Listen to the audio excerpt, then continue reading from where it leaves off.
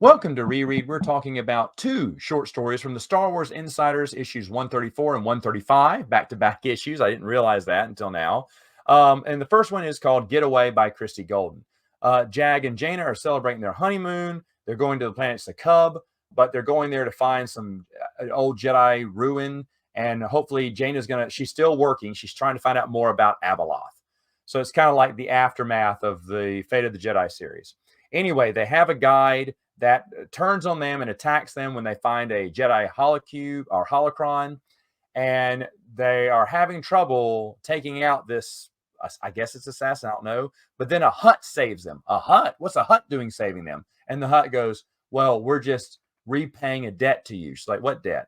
The Treaty of Vondor, where she ruled in the Hutt's favor to keep slaves. The Hutts figured that they owed her, and they wanted to, and so they saved her. They've been following around, I guess, to save her life, and now they're even. The Hutt doesn't even want to talk about doing this good deed either, and so he kind of just goes off and says, please do not mention this again. Like, he's like, ugh, I have saved a Jedi. But they feel like they owed the Jedi that, or Jaina that, and Lando that. I don't know what Lando's going to get. Is Lando going to get saved by a Hutt too? Where's Lando's story where he gets saved?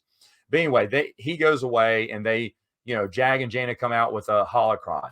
Very short story here. But I do got a big question. I don't know if the Hutts would be happy with Jaina, because now the Jedi are actively trying to take out slavery too. That's another thing that Luke's doing. So they're actively working against the Hutts. So what are the Hutts doing? Why are they repaying the debt to Jaina? I mean, yes, she helped him out, but at the same time, her whole, all the Jedi are going after and trying to free all these planets. Now, I truly thought this was going to be a better and bigger story with, Christy Golden later on, that she was going to turn the Hutts as the villains.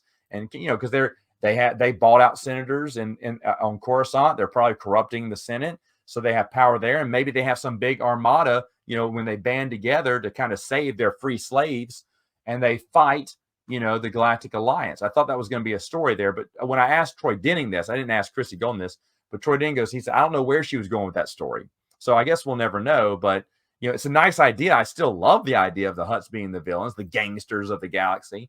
But this story is like, okay, he saved her life. They're even now. But would they really do that, knowing that the Jedi are actively trying to free all the slaves? I don't know. The whole thing is kind of confusing. And I guess we'll never know, because, she wrote Sword of the Jedi, or I'm sorry, she didn't write Sword of the Jedi.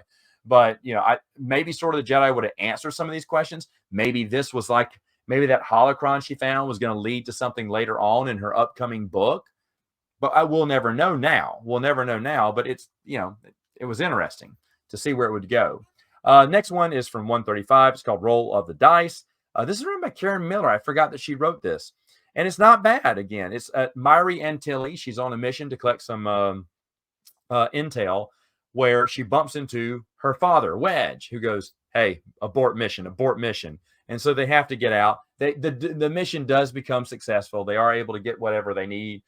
Face Lauren congratulates her and gives her another job. And she kind of winks at her dad. They do a little high five action. That's it.